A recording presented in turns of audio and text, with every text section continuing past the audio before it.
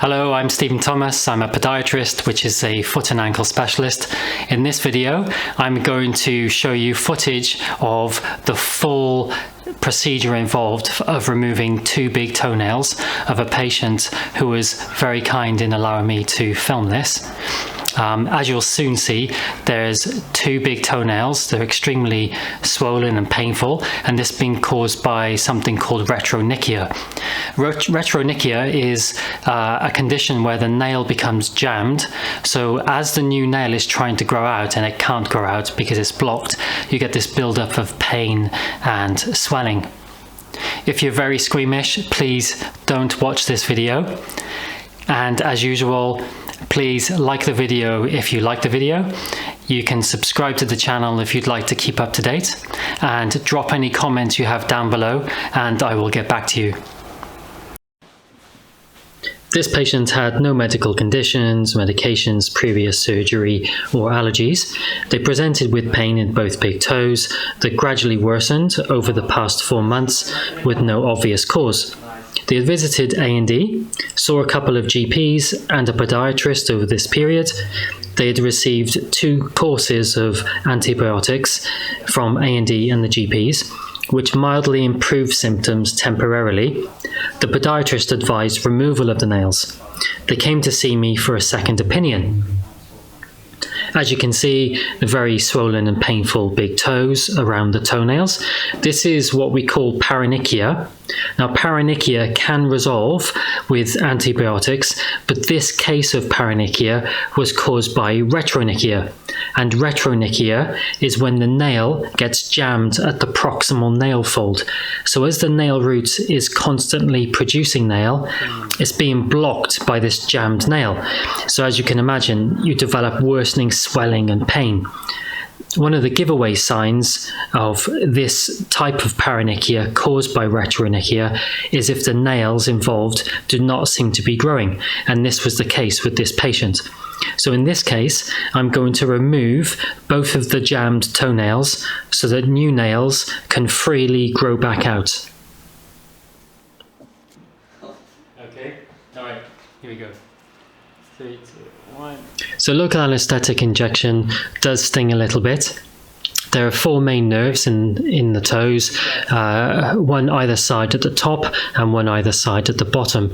So when performing an injection, you pierce the skin, go down a couple of millimeters, inject some local anaesthetic, then you glide the needle down towards the bottom end of the toe and inject to get the other nerve. Then you repeat this on the other side. Is that okay?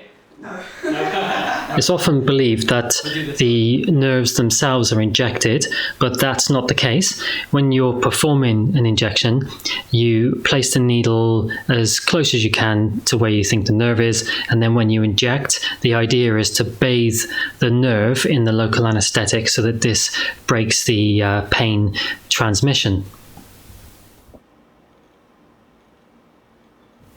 And injecting the anaesthetic slowly will usually cause the patient less pain.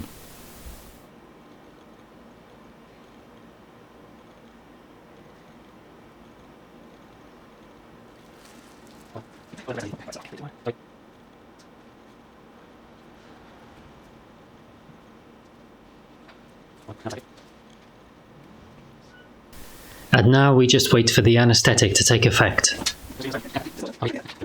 So the process of the anaesthetic will act first where you've injected the local anaesthetic, and then the numbness then will gradually travel distally.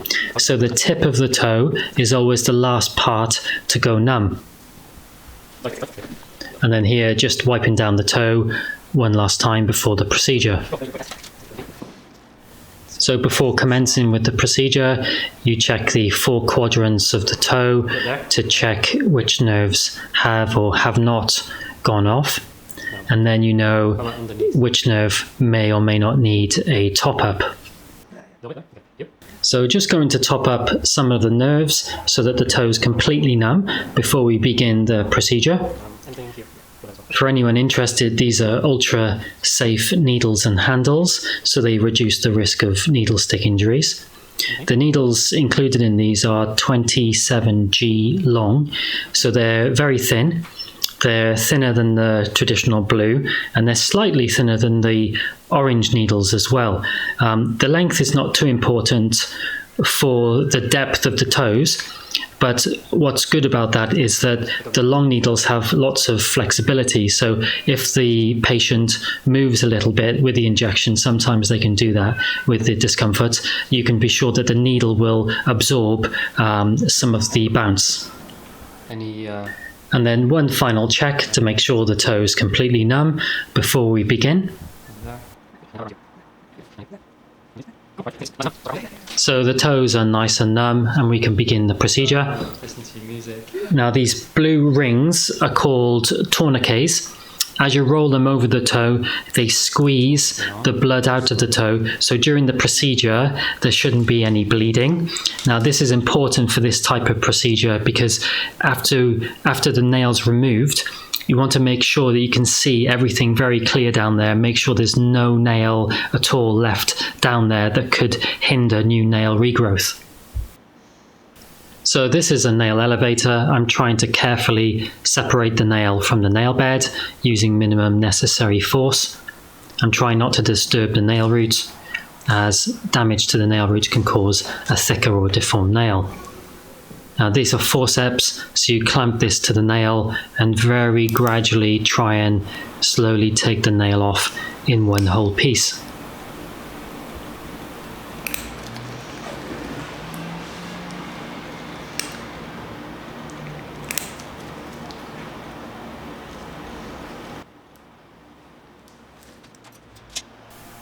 Now before I remove the tourniquet, I'm going to do one final check, an inspection, just very carefully, not touching the nail root, very carefully make sure there's no nail, there's nothing left down there.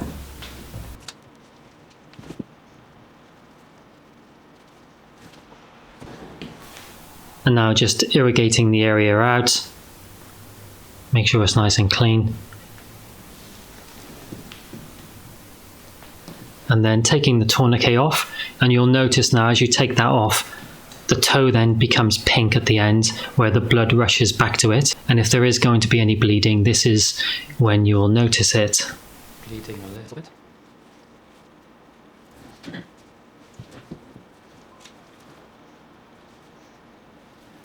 So a little bit of bleeding with this toe.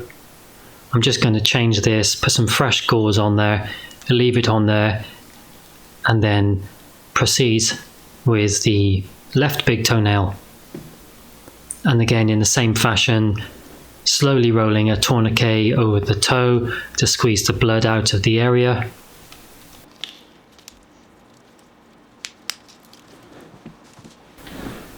And again, in the same fashion, using a nail elevator to gradually and carefully separate the nail from the nail bed, using minimum necessary force and making sure that the nail root is not unnecessarily damaged.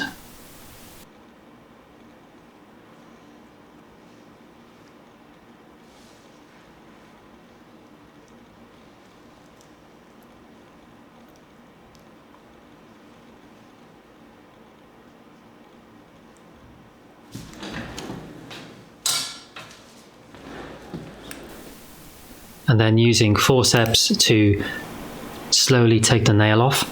Now if you look closely, you can see the nail there starting to tear. And so we don't want this to happen, we want it to come off in one whole piece.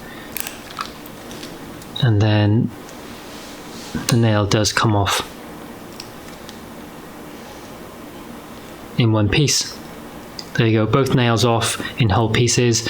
I'm not sure you can see it on here. If I can zoom in, I will, to show you that there's some stacking of the nail.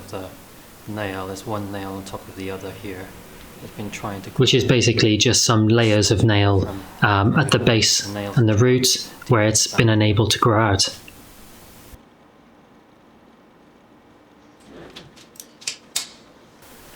And then one final check before removing the tourniquet, having a very gentle look.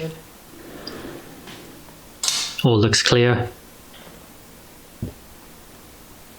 So just going to irrigate the area out before removing the tourniquet.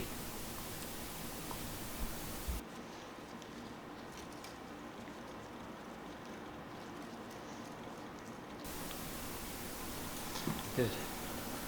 And just like the right big toe, tourniquet comes off. The toe then starts to turn pink as the blood returns to the toe. And there's a small amount of bleeding. Alright, so this one's bleeding a bit. Okay. That stopped. Perfect. Do you want to see the toes? So this is what we call gelinet, which is a mesh which has some sterile petroleum jelly substance, which is like a Vaseline. It goes on top of the wound to stop anything sticking to it as it's healing. And then on top of that, we just layer it up with some absorbent gauze. And then you'll see later in the dressing, there's a few layers of gauze, and then there's tubinet, followed by some micropore to hold it all into place.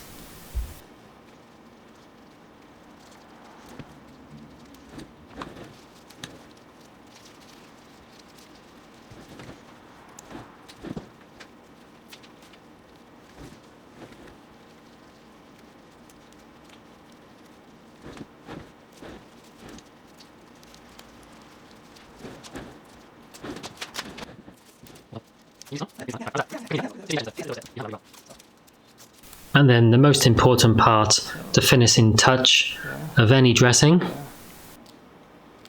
Amazing. Yeah, That was so much quicker than I thought. cool. So here the patient has returned for a review just over 3 weeks later. As you can see, there's no swelling, pain, or signs of infection. They've had a course of antibiotics, and they've also been abroad on holiday for 1 week. There's a small amount of hard skin on the top of the nail bed, no real signs of nail regrowth yet.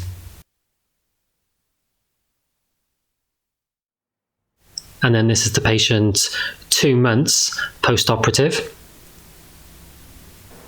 There's some new nail regrowth visible, approximately about 1/4 to 1/3 of the way grown back out the nail bed. So I expect over the next 4 or 5 months, it should be fully regrown.